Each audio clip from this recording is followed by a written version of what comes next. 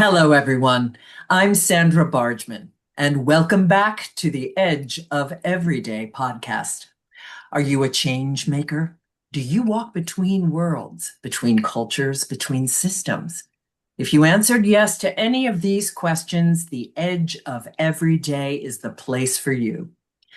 In a nutshell, this podcast is about pushing boundaries and exploring rough edges. Through conversations and shared stories with my friends and colleagues, it's my hope that we can begin to understand our edges. And what I mean by edges is those places where we are fearful, those places where we are resistant to change, those places where paradox and contradicting identities live in our beliefs and understandings, both individually and collectively. We live in edgy, challenging times. We cannot keep looking away from the ugly, from the difficult, and silence is no longer an option. Life isn't black or white, it's both. And I want to talk about that. I want to face the tension of paradox, and I want to engage in the hard conversations.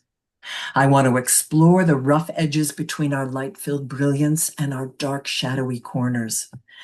Because the more we recognize our own edges and get real about them, the more we can help others to do the same. And that, I fully believe, can help to change the world. So, thanks again for tuning in. And happy fall, everyone. I am sitting in my office here in the Catskill Mountains, surrounded by the signs of autumn. I just bought a few marigolds, burgundy and yellow, and some pumpkins. The leaves are changing to golds and oranges. The birds are migrating through, and the deer that meander through my fields, they're getting their gray winter coats. I'm very happy to be back in front of my mic, having been away from the Edge of Everyday podcast for 6 weeks. I didn't plan to take a break, but because of a slew of unforeseen conflicts and guest scheduling issues, it just happened. And I was also off joyously working on stage, storytelling the role of Chris Harper in a production of Calendar Girls by Tim Firth, guided by a fantastic director running at a theater where I've worked several times, Surflight Theater in Beach Haven, New Jersey. Some of you may know the movie Calendar Girls, starring the delicious Helen Mirren. That became a huge hit in 2003, telling the true story of a group of middle-aged women in a small town in rural England making a nude calendar. The movie was such a success that the screenwriter, Tim Firth, turned it into an often produced play. If you don't know it, go Google it and watch that movie. It's poignant, tender, funny, and uplifting. So that's where I've been for the last 6 weeks. And that experience, that poignant, tender, funny, and uplifting experience really informs what I want to talk about in this episode.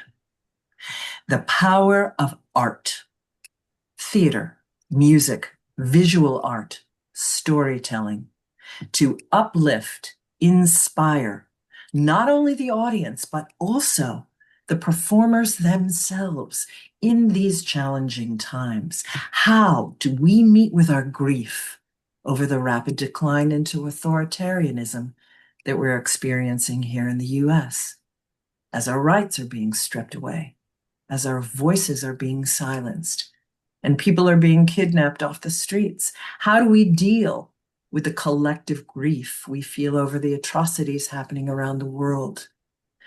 How do we monitor our fear and anxiety? How do we maintain joy? Joy as resistance. What is the role of art, creativity, and the artist in our healing process? Today we are live in the Hive with two very special guests, guitarist, singer-songwriter Sean Harkness, and Elizabeth Piccoli, actor, choreographer, director, and founder and artistic director of Queen of Rogues art space in Woodstock, New York. I'm thrilled to call both of them friends. Loyal listeners may recall that I had Sean on the Edge of Everyday podcast back in August of 22 for the episode entitled On the Same Journey with the trio Kumara, along with his fellow Kumara band members, Shem Jibari and Samite Mulondo. You can find that episode at talkradio.nyc or on my YouTube channel, Sandra Bargman, On the Edge of Everyday. Kumara debuted their unique musical stylings in the Plum at Traver Hollow House, my salon community gathering space here in the Catskill Mountains, in August of that same year. Sean is returning to the Plum at TH2 on Saturday, October 18th, with his solo show, Just Me, Solos, Songs, and Stories. He will also be performing at Queen of Rogues art space in Woodstock on Friday, October 17th. Today's episode is, of course, about plugging these upcoming shows.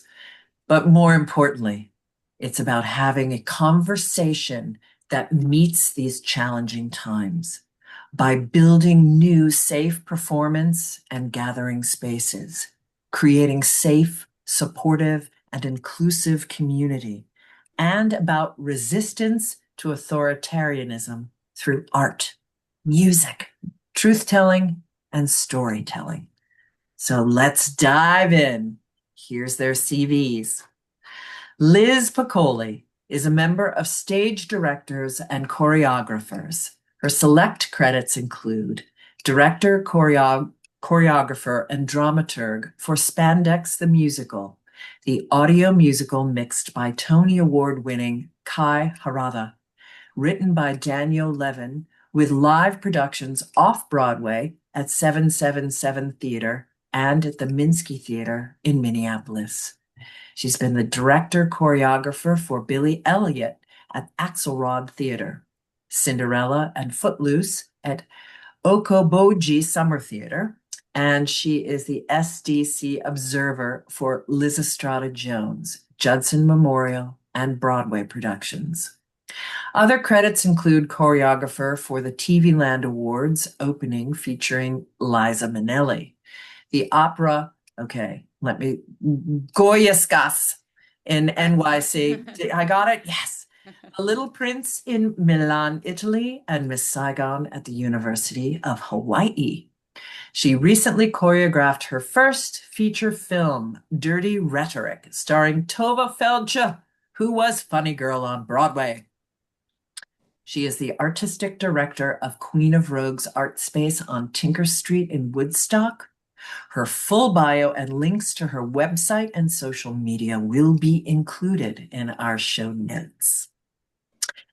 International guitar artist Sean Harkness is in demand as a performer-composer on solo guitar and accompanies an astonishing array of world-class vocalists, musicians, and ensembles.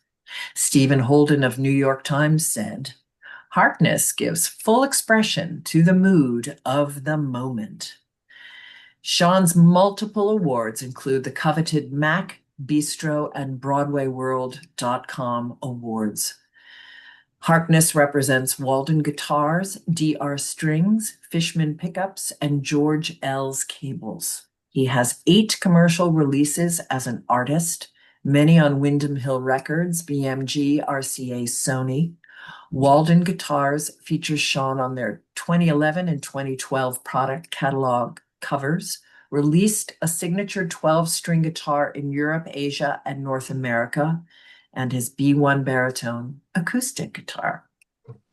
Sean has an active international touring schedule, most recently including Africa, the Caribbean, and Japan, of concerts, clubs, festivals, corporate events, and intimate private home salons or fundraisers.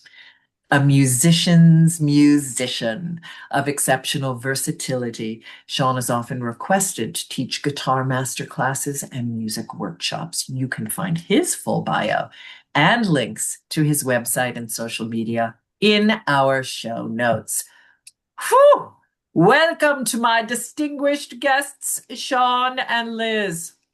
You had to sit for a long intro, didn't you? Thank you for having us, That's a lot. Sandra. Thank you. Yeah. Well, it's been a while. I had to tell my listeners where I've been. They were like, "What's going on?" Yes, I've been off doing theater. I've been off gallivanting on the beach in Long Beach Island. Sounds good. Yeah, it was great. And the takeaway for me was the extraordinary gratitude that I had for doing. It was a kind of out of body about how I felt grateful in the times in which we find ourselves doing this tender, poignant, funny. I mean, I was really kind of hit over the head by it. And I've been doing throughout, Trump one and the last, performing, etc. But since he came on the scene, but this particular gig was like a hit over the head for me personally. It wasn't just, I know that art helps everyone and uplifts everyone. It was for me to Mm. be there and to be surrounded with artists and surrounded with inclusivity and surrounded with diversity. And I was overwhelmed with gratitude for people's talent, for the creativity and the sense of, you know, we can story tell our way through this. Well, it kind of has to be like that, you know, because if you're not having that experience, how are you going to project that experience or share it? Oh, But I'm glad to hear that it was so powerful for you. That's yeah. great. Yeah. You seem lighter, Sandra. Just Isn't overall, that like, great? Well, yeah, I can, lighter. yeah, because I can be a raging warrior, can't I? Yeah, I So feel nice it. that it helped you. But Yeah, no, it really put me in a better place. And my yeah. commitment to doing more of that as leadership as opposed to, which I want to do. But again, I welcome you both. I'm thrilled that we're here talking about this issue, sharing our artistry, and that we've got some fantastic gigs coming up. It's glorious.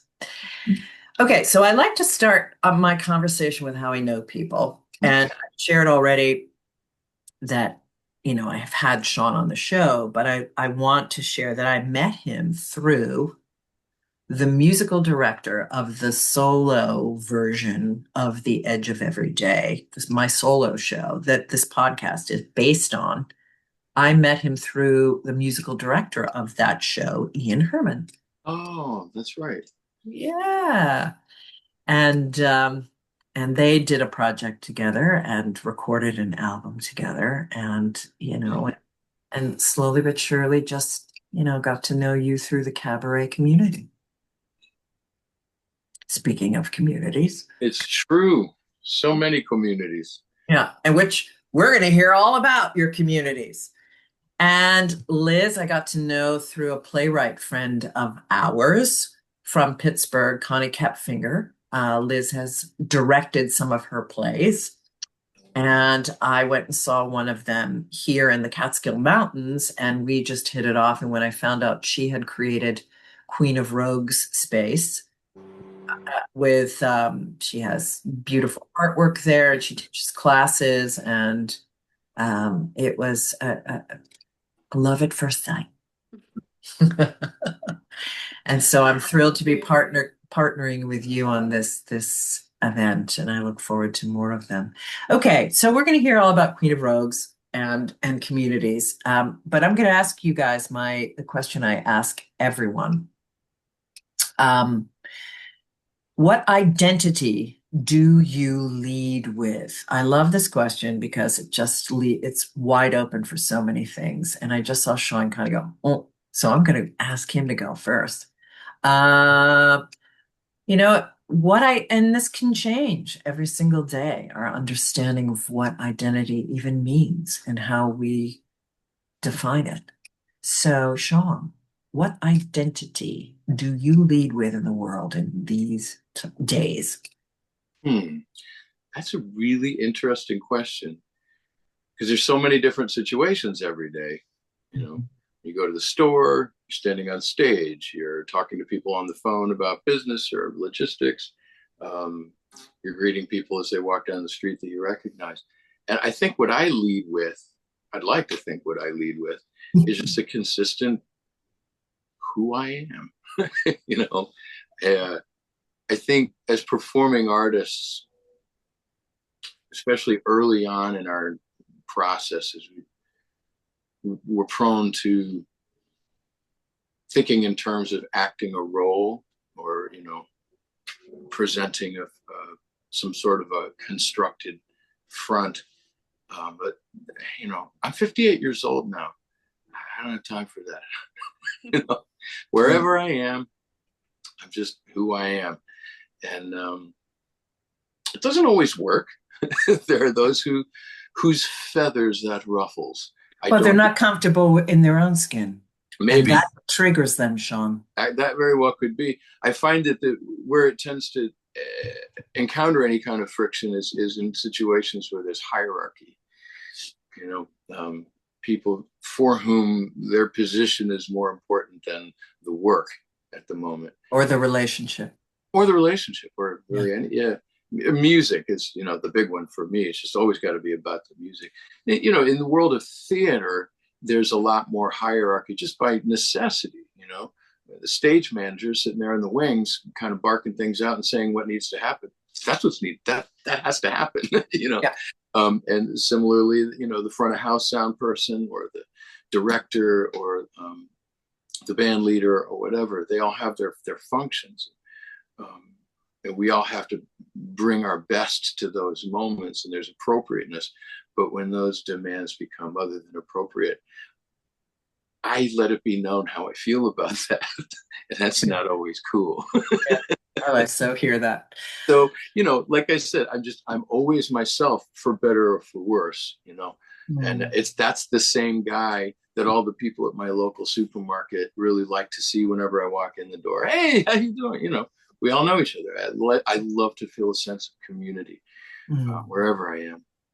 In the music world, whether it's, the cabaret community that you mentioned or any of the other communities that I work in, I love that part of it. That's what got us through the last pandemic, that whole, oh my God. Yeah. But that's what got me through it. And I think it's what got all the rest of us in my various communities through it, was each other. Yeah. So what are we going to do now? I guess the same. Yeah. Well, I think something that I mean, for the first time in my life during COVID is when I really felt this incredible call to a different kind of community, or a deeper, more organic, important call to community that I had never experienced. And I feel kind of like Mother Earth was calling that to all of us to, get quiet, come together. And that was the year that I started this podcast. Well, went in depression over losing all the work that I was going to have, then creating this podcast and creating the Plum. Mm-hmm. This gathering salon space to build organic community. So yeah. And I think all of those forces, that long answer to a simple question, all of those forces and situations kind of dictated for me or contributed to, the self that I lead with wherever I go. Yeah. It's been pointed out to me repeatedly every day what's really important and what's not. And I try to just keep my eye on that whenever possible. Well, and there's also something, you gave your age. There's something really great about, I just saw a woman at the Green Room in New York City, and she has a song that she wrote. I'm finally old enough to not give a fuck. And it's this like 11th hour song. Her name, shout out to her. Sarah Hester Ross. It's this 11th hour song, and she's on stage in this full-length sequin dress. Finally old enough to not give a fuck. It was so perfection. I gotta see that. Oh, totally. No, I'll send you a link. Well, yeah. Hopefully she'll be on my podcast. I just sent her a DM. There you go. You never know. All right, Liz Piccoli. What Yes, identity do you lead with in today's world?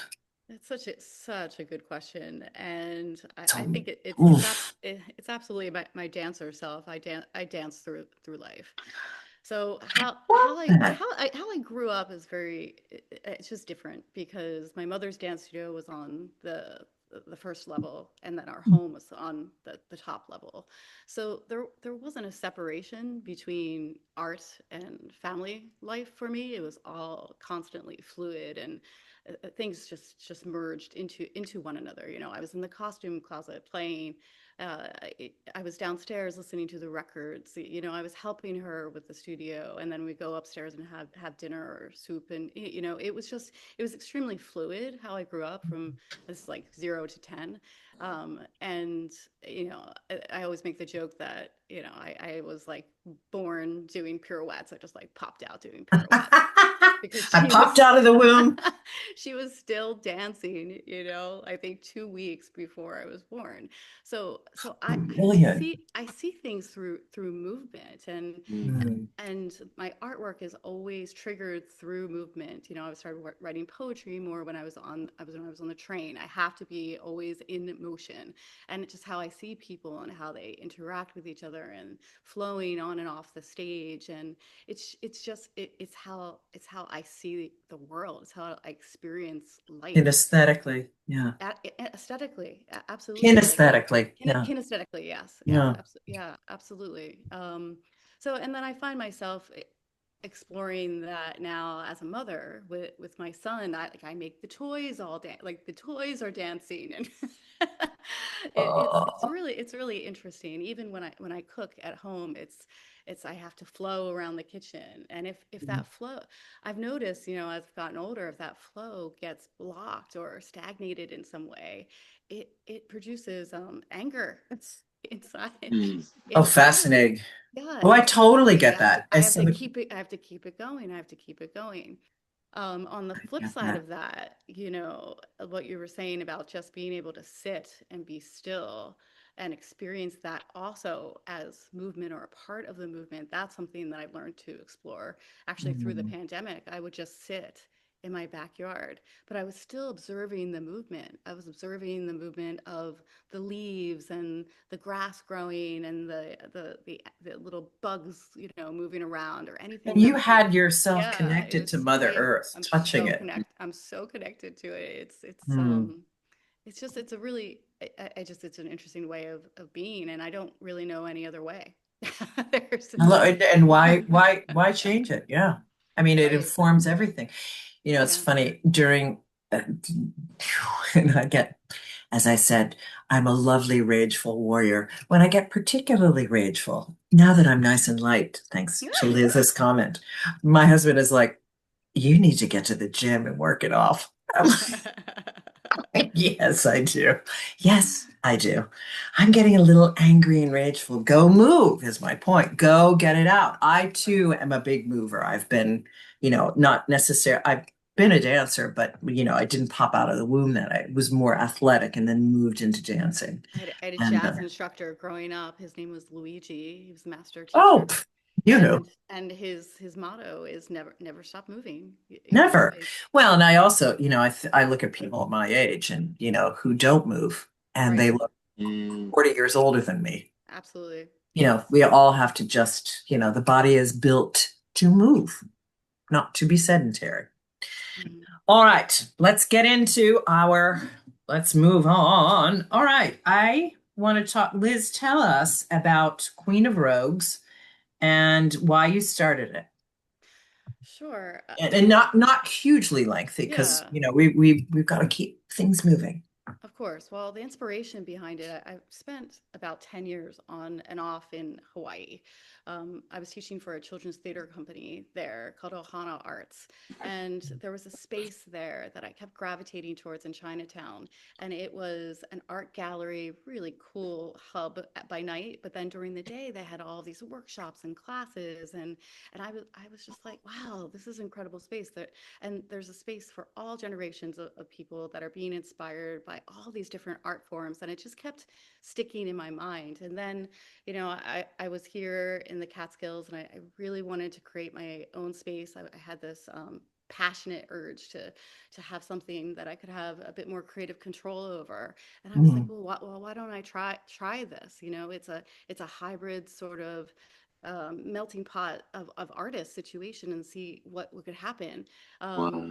So I started it in a small motor body shop on Route 28. Totally, like a gas station. It was Gas station, right? fabulous. But then all of a sudden, all these people started coming, and all these artists wanted to hang their art on the wall. And so then I was really in it, and I was having to learn how to do all these new things and meet all these new people. And it was inspiring me to become not only a better business person, but also to look at an even broader spectrum as an artistic director. So it Mm. was so full and so inspiring.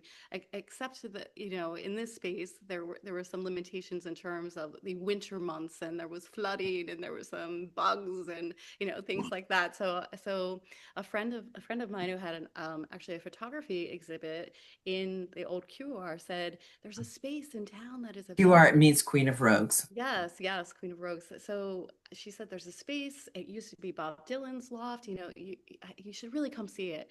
And I came in and saw it In actually with my Woodstock, New York, people. in Bob Woodstock. Dylan, Woodstock, New Yeah, York. yes, with my little son, and I walked into the space, and I saw vision, just vision everywhere of the years, to come, and all of the people that were going to be here, and all of the Wow. beautiful art that it looked like a garden to me. It was like the garden of my soul. Wow. in this space.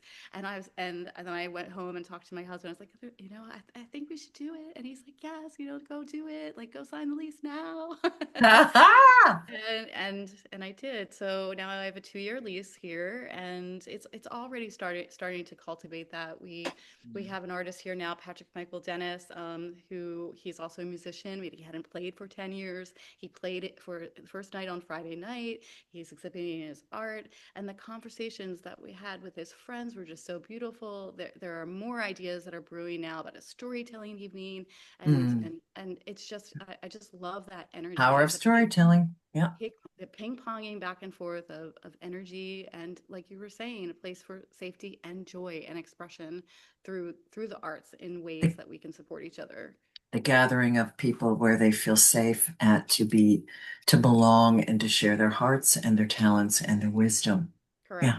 Yeah. Correct. Yeah. I felt such similar things in creating the plum.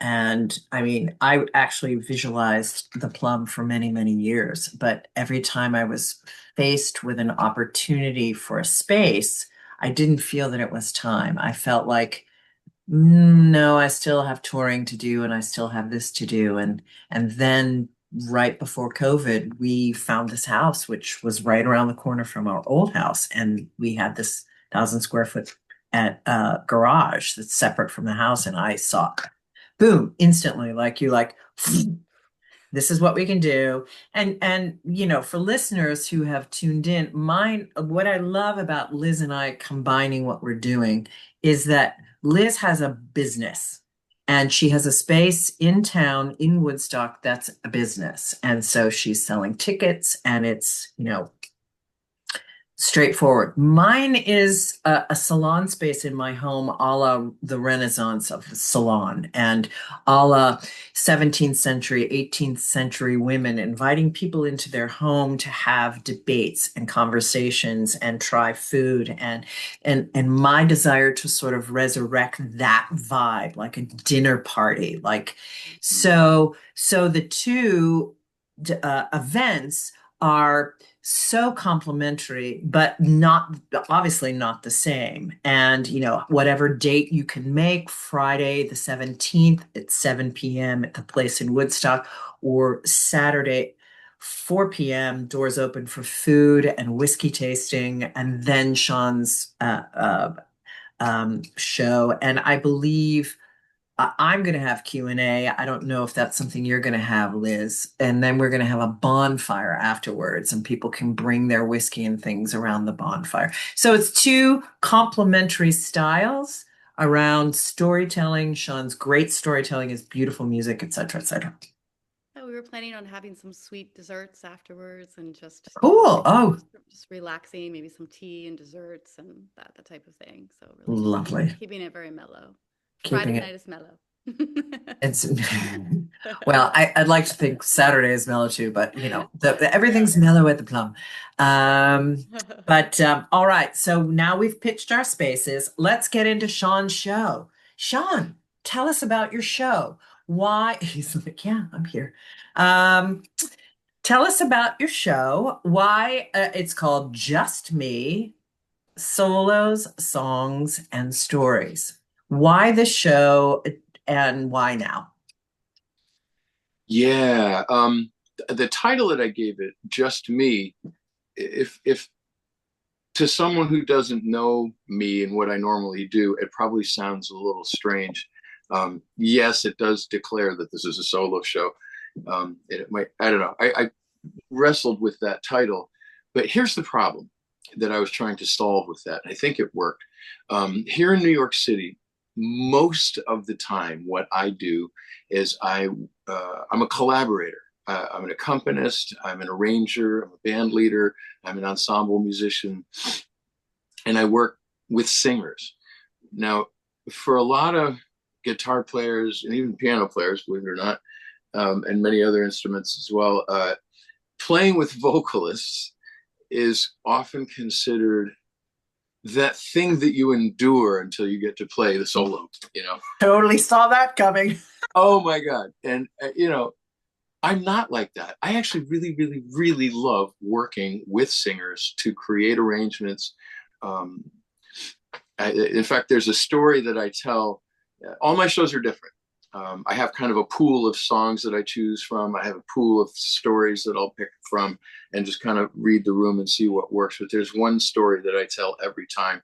So I won't tell it now, but it describes that moment. There was life before that and life after it. When I met this one particular guy who was an actor singer, and he pointed out the function of the lyric in a song that he and I were working on. And it was just light bulb moment. Oh, he's like, yeah, okay, play it again. And we played it again. And just that's what I've been doing ever since. I love working with singers. So I do it a lot.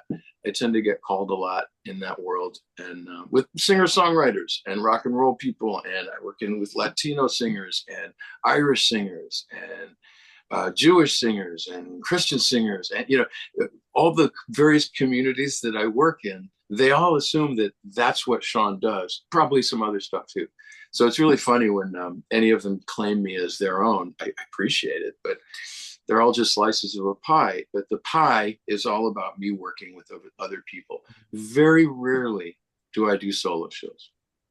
And when I do, I always have the hardest time getting people to come or to show any interest in it, even if it's a recording, I put something out. Wow. Because as we see, as all the political and corporate figures are racing each other to get everybody's attention and pander to the lowest common denominator. Keep it simple, keep it simple, keep it simple. You cannot ask people to make distinctions and to be creative and to think about something. You've got millions of other things to think about at any given moment. So most people who do know Sean Harkness see, oh, he's doing a show on Monday. Shit, I can't make it. But I saw him last week with so-and-so, and I'm going to see him next week with so-and-so. It's fine. Forgotten. That's what I'm wrestling with.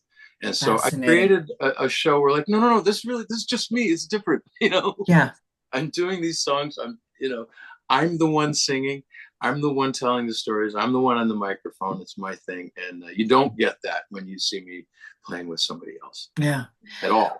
Which is, it's remarkable to me because that's the reason. Well, I reached out the second I saw you at a solo show. I was like, that's what I want up here. Is Oh, well, Sean. for I understanding. want to hear him, his stories, his music, his voice. Well, I hope you still feel the same way after seeing the show. But I rest assured. I rest assured I will.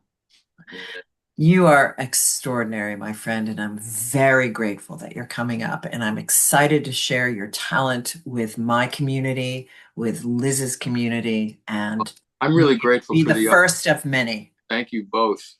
I think this is going to be a fun weekend. Yeah. And my husband, Tom, is so excited to see you too. Yeah, me too. Yeah. Yay. So why the show now, Sean? Well, I started doing it. This summer was oddly inactive for me, kind of just enough to pay the rent.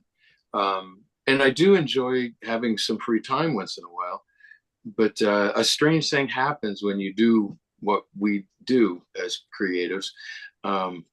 If too much time goes by, I get restless and unsure of myself. Start eating our brains. Yeah, like the work is, it's not just for money. There's a validation in it. You know, I need to work. I need to interact with. Well, it's like that. It's like that working out thing, like we said with Liz. It's the same thing. It's like, oh, I have to create, or else I go, gotta move. Yeah. So you know, when there wasn't as much going on, I was like, well, okay, if other people aren't calling me right now because everyone's off on summer vacations, or you know, everyone's tightening their belts economically right now. Wow, you know, we're the last. You know, the not the front lines, the back lines, I guess. Yeah. You know, we in the arts, but you know, so I just said, hey, I got some free time. How about I offer a solo program at my favorite little room at Don't Tell Mama's, that little brick room. It's like an old pair of blue jeans. Every time I play in there with somebody else, I always think, I want to do a solo show in here. For listeners who don't know the cabaret world, Don't Tell Mama is the quintessential cabaret room in New York City. Yeah. And they have two rooms. There's the bigger room. I actually like the small room better. I really do. Oh yeah, me too. I'd rather do 3 nights in there than one big night in the other room. You know?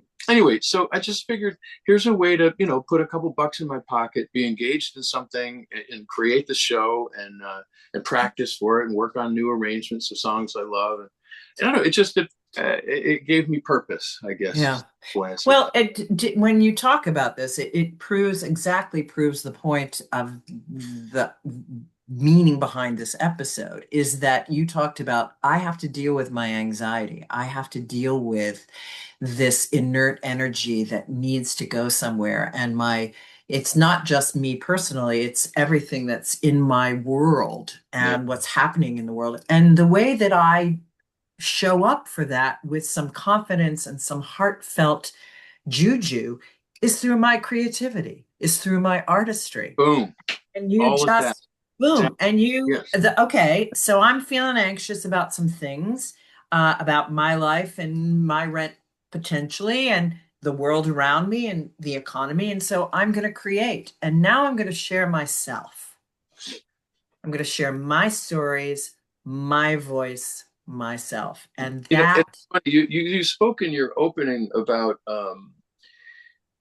you know, the kind of inherent conflicts and fears and ironies, or you know, juxtaposing of opposites. And you know, you've met my delicious wife Taka. Yes. And her. So you're Liz. You're a movement oriented person. She's and I'm an audio oriented person. She's a visual oriented person. Yes. And her photography is just unparalleled. She's great, and I love her dearly. 23 years in, you know, she's just the air I breathe. Shout out to you. You know, that said, she hates when I sing in public. Please don't do that, she says. And she's pretty much heard all of my stories by now, and really kind of wishes that I wouldn't tell stories in public. So it's hilarious. She's not allowed to my solo show. Oh my! Oh, is that why she's not coming up here? No, actually, she is completely cranked that weekend with other work. But she might get out of it. She does want to come to see Oh, you because if there's yay. girls' club involved in it, then she's interested. But if it's just to come see me play, No, no, there's girls been there, club. done that. Bring And it's her. funny because I had to like wrangle that emotional thing of, I'm really, really doing this for my own purposes. And I don't need permission from anybody, really. It's that I had to do this. I really had to do this. And when I finally, she said she was going to come on one of the shows. Actually, I wish she had come to that one because that's the one that Stephen Holden gave me such a wonderful review for. It was really connected that day. But anyway, it's neither here nor there. She had some girlfriends that were coming, and so she was going to come with them. And all of a sudden, I just felt my whole everything just go, you know. So I thought about it for hours, and it was really plaguing me. And she had no idea I was having this thing. And I finally said to her, "Okay, you know how like you have those things that you just love to do by yourself. You go out with your girlfriends, or whatever, and I'm not even invited or even thought. You just got to go do those things." And she's like, "Uh-huh." Yeah, I was like, "This is that for me. I just have to do this. It's kind of is there a way to tell you that without hurting your feelings?" She goes, "It doesn't hurt my feelings at all. I totally get it. Let me call my friends and tell them I'm not coming." It was no problem. Like, ah, so Well, you which guys are both. also kind of validates for me to that the honesty and the purity of intent kind of about whatever you're doing, if we act with fear, we're already fucking up. But if we find a way to be connected and be truthful and on the level, even if it might be difficult, that's always a good place to start, I think. You know what I mean? I do. Well said, my friend. Really beautiful. Mm. Ah, I'm gonna just sit in the beauty of that and the truth of that. And I have to comment on the power of your relationship. I mean, I think the not all artists get that kind of understanding and support and independence from mates. And I think Mm. all three of us have that. Mhm. All three of us are with people who aren't performers, Ah, right. but give us extraordinary room and independence and are not um, offended or jealous or intimidated or worried or jealous, any of those things. It's I have seen the other side, True. sister. Yeah. Can I no, get an amen? So have I. I Yeah. mean, and how Hallelujah. lucky for us Yeah. Yes, it's a gift. Absolutely. that, I mean, come on, come on, Mhm. come on. Nothing better than that. Okay. We're gonna kind of go over a little. Is that all right? Because I want everyone, we have to talk a little bit about, I want all three of us to talk about, well, Sean, you already kind of have, and I kind of have. But I really want to bring this home in terms of what our art is to us right now in these times. And Mhm. Liz, you haven't commented on this, and maybe let's start with you. And if Sean and I feel like chiming in with anything more that we want to add, I I just can't speak any more heartfelt words of gratitude that I am a creative in these challenging times, and the gratitude that I feel to reconnect. And it's not like I don't create all the time, but to reconnect with and make a note to myself that there are things I'm going to let out of my life now because of this commitment to my performing life in a way that I used to be, but I've done so many other things that I also love. This is not I brought in other things that I loved deeply, but it's the creative life that I feel most engaged with in these difficult, challenging times. And I feel that it's those choices that model for everyone else, as well as myself, the joy that I think we all need to plug into right now. So Liz, how is your what you're creating at Queen of Rogues, Q of R? How is that? And anything else you're doing? How are you feeling about that? Well, I think where I'm at personally, professionally, is sort of it's a shift since I just became a mother, Mhm. 14 months ago. So that's creating a huge space, you know, in life that I didn't have before. How to integrate myself being a mother and an artist and a wife and all of those things. Now, luckily, I am quite hyperactive. I've always I've always been hyperactive, Luckily, and I I'm used to Daisy. be. I used to really put all that energy into my dancing. It was like ah. But as I've gotten older, that shifted more into my intellectual mindset, and I've gotten a little bit. I've developed a more strategy. My husband has helped me with that because he has a very strategic, mathematical mind. So that's sort of It's the rubbed best of off. both. It's rubbed off on me. So I find myself now definitely saying no to things, creating a little bit more space for myself to do them because I need that space. Trying to discover the balance and also trying to align these projects down the road in a Mhm. way I didn't really do before. I was just always sort of whimsical. Oh, I'm going to do this job here and I'll do this job there and then that job there. Yeah. Whereas now, because you have to schedule so much with a little one, I'm becoming, like I said, more strategic in that alignment process, and also logistics, being both up here running a business as well as doing directing and choreography jobs down in New York City. So that balance stream is really interesting to me, and how those two worlds are going to energize one another, and it's already starting to happen in really really interesting ways. Sean, like you're coming up. I also have a friend, Vanessa Luke, who's bringing a production up in December of the Christmas Carol. So it's really exciting how these worlds can merge, and we can have the best of both worlds. We can have this beautiful, serenity of Woodstock and all of these artists that are In the here, and then Hudson Valley. in the Hudson Valley, the beauty of those natural resources, right? But then be able to go down into the city and be like, yeah, we're doing it to get that energy again. Well, So and I'm working on that. yeah, that's totally fabulous. Yeah. Well, I think balance is the word that really jumps out to me that in everything you just said. And balance is the thing that that we have to have in these, I'll say it again, these challenging times in which we find ourselves.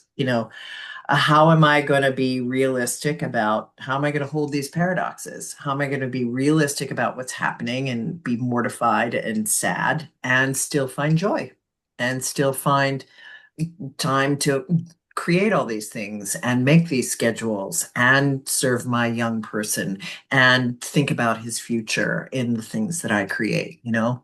And selection, really like getting Yeah. what's really What's going to interesting serve us? what with the curation. It's actually I love curating the artwork and bringing artists in, and I love laying it all out. But it's also the curation of your own life. That's what I've really been trying to think about and discover. It's like, what does that look like? How do you I think that's the curate a name of your beautiful first life? book. I think that's the name of your book. It is. I'm, or your one woman show. Okay. That would be way down the road. But thank you, Sandra. Oh my gosh, that's beautiful. Yeah, how do I curate? Yes. Sean, is there anything you want to add to that? Well, I guess just overall, this thing that we do, uh, Well, the problems that we're facing are ancient problems, and we are an ancient part of the solution. Mm. We just got to keep doing what we do, whether we're recognized as such or whether we're targets. Which is what else are we gonna do? Yeah. This is what we Well, do. as I say over and over and over again, this is the party, and from a spiritual standpoint, and you don't have to agree with me, people listening, but I've said it before and I'll say it again. I signed up for this particular party. That's why I'm here. And I know that. So I'm meeting the times in which we find ourselves. And I'm sharing my creativity, my voice, my warriorship, and doing my best to balance all of those. So, well, isn't that a lovely way to end things? Let's plug all the things we're doing again. We're going to plug the shows, and then we're going to hear what's next for you two. So Friday, October 17th at Queen of Rogues Art Space in on Tinker Street in this is all going to be in the show notes, people. In Woodstock, 7 p.m. Sean is going to do a show there with desserts and tea afterwards and beautiful art on the walls. Saturday, September 18th, 4 p.m. doors open, food and adult beverage tastings.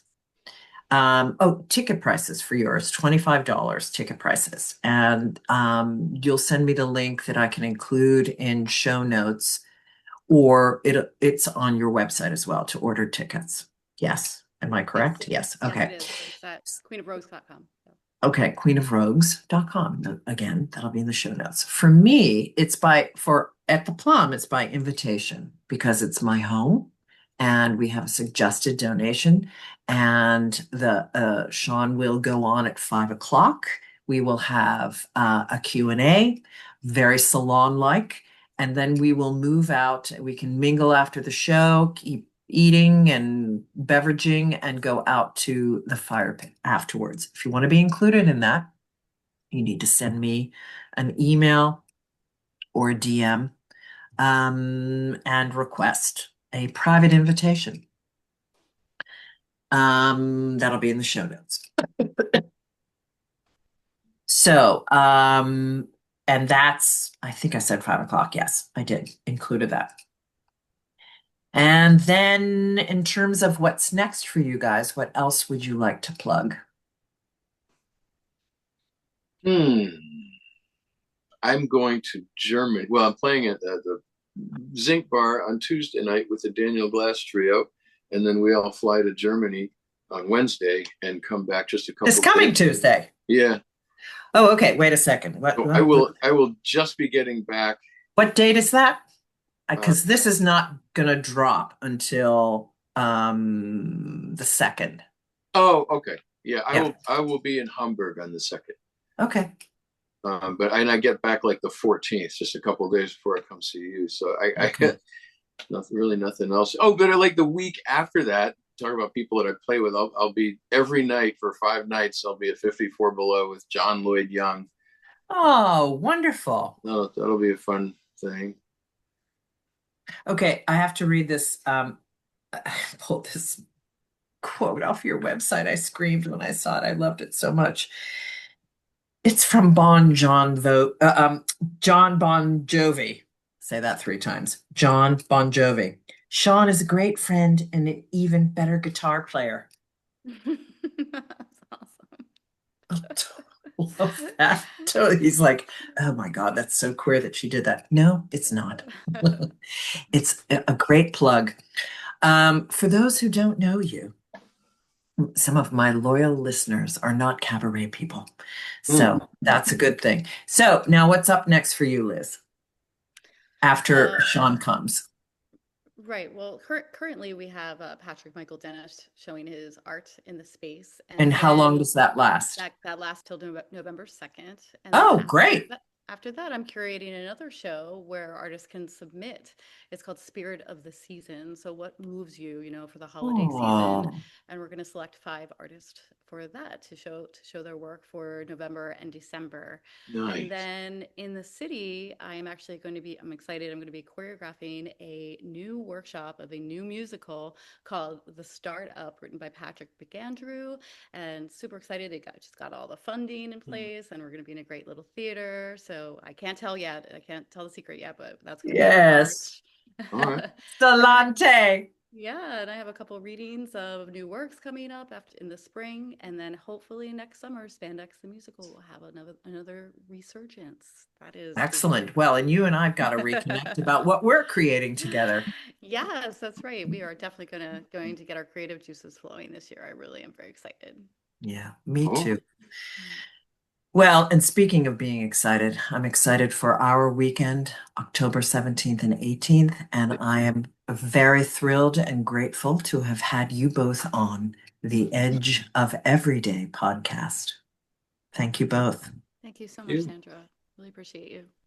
Oh. Should I play you off? Yes, while I give yeah, please do.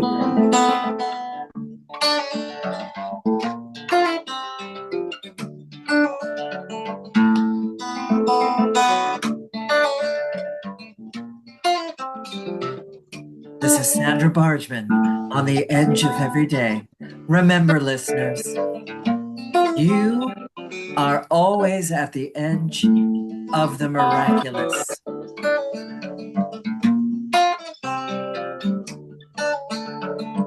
Until we speak again, take good care.